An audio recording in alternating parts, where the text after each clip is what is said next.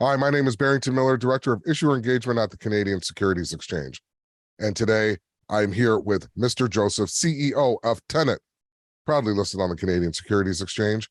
And we are here to do an update clip. But before that, let's talk a little bit about you, because there are listeners who may not know anything about the company or what you do. So can you give us a little bit of background? We launched what's called the Business Hub, and the Business Hub essentially invites small and medium-sized business owners to join for free, and we use data analytics and artificial intelligence to match these businesses with financial institutions that might be willing to lend to them. We also allow them to showcase their products and services. We allow them to network with each other, and we provide them market research, market intelligence, that kind of stuff. So all of that stuff is contained within the Business Hub, and we launched it in China in 2018, and we grew our revenues from 1 million in 2018 to over 100 million in 2021.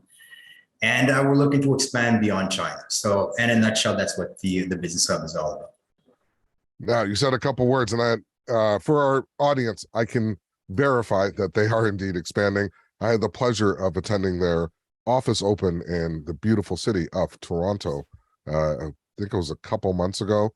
Late August, yes. Yeah, wonderful space and facility. But let's talk about China and what is going on over there. I'm located in North America. I'm in Toronto. I know you have headquarters in Montreal. So what's happening? What's the environment like to do business in China, and especially around, of course, COVID? Yeah, you know what? It's been tough this year. I think everybody knows that China has a zero COVID policy that has affected businesses negatively.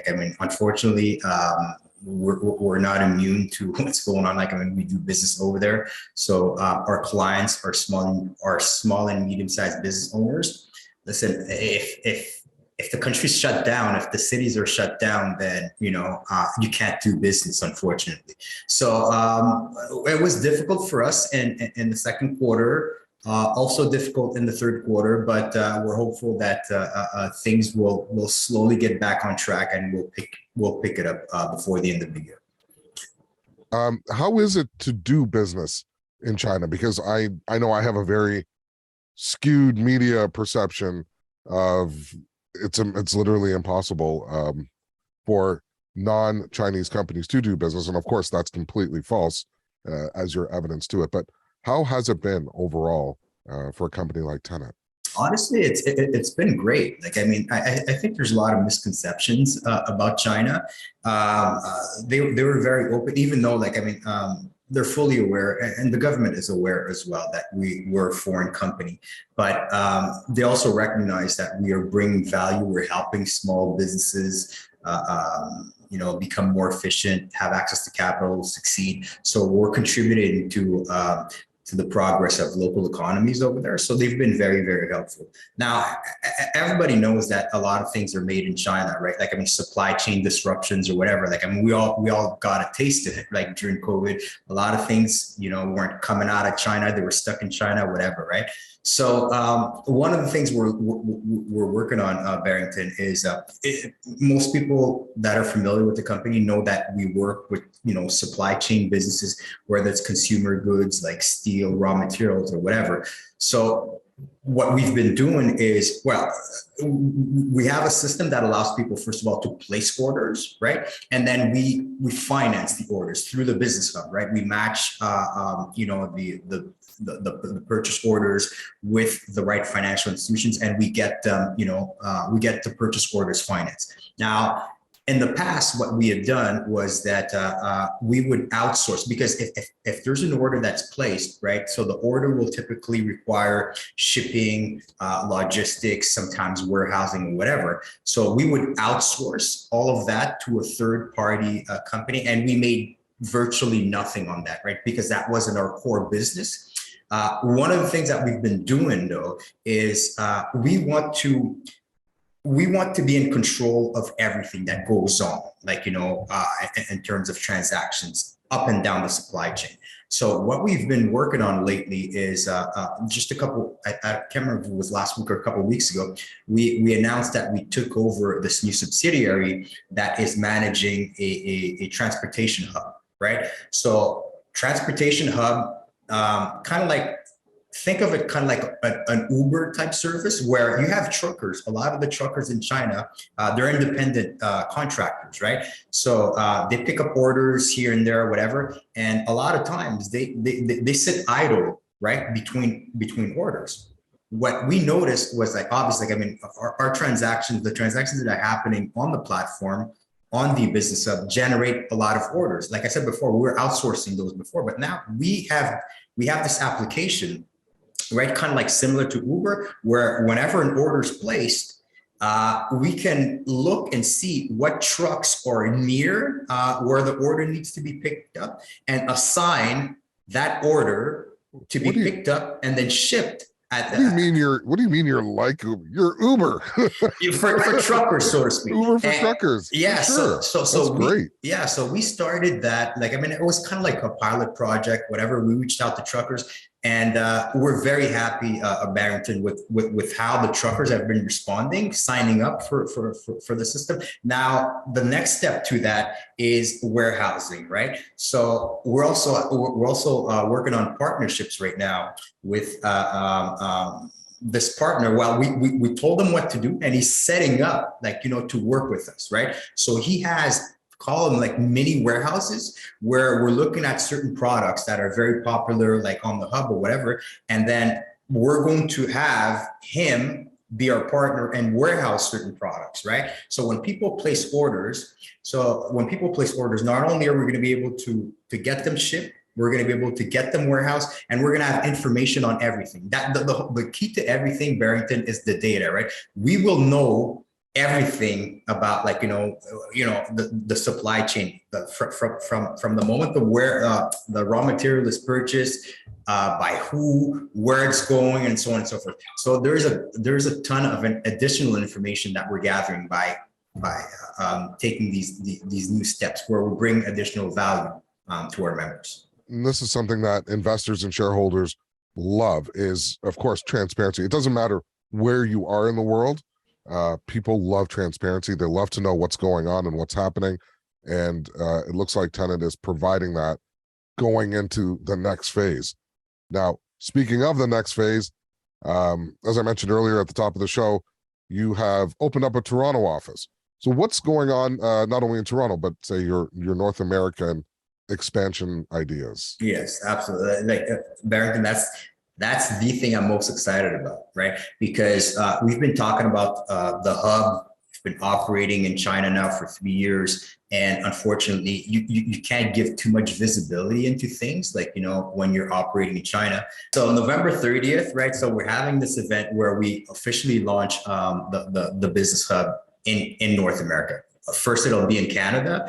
But that's the thing I'm most excited about, for a number of reasons. One thing is, it will give our shareholders and stakeholders a better understanding, I believe, of what the business hub is all about, because they have not seen it, right? And we've talked about it. There's been news releases and so on and so forth, but people have not really been able to see it, to understand, like, what we bring to the small businesses and how they can network and all that stuff. Once we launch in Canada, they're going to be able to do that. So that's what I'm the most excited about, this before the end of this year and going into 2023, because we're going to be expanding to the US as well.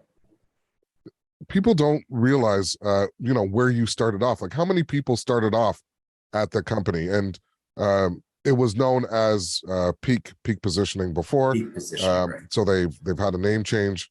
So if you've heard of them, you may have heard of them as Peak. Like, how many people did you start with, and how many are you at right now?